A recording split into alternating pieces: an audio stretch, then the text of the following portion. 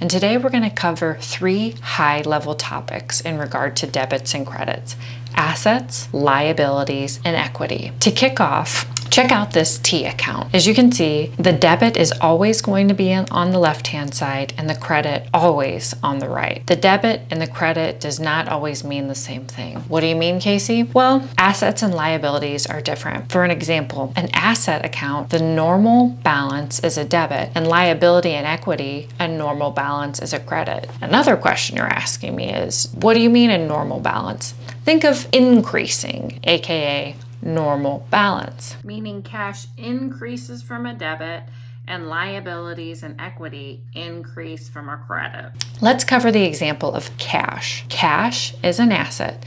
So somebody gave you $10, meaning you have $10 more in your wallet, so your cash went up. Now, in order to record a transaction, there's always 2 parts of a transaction.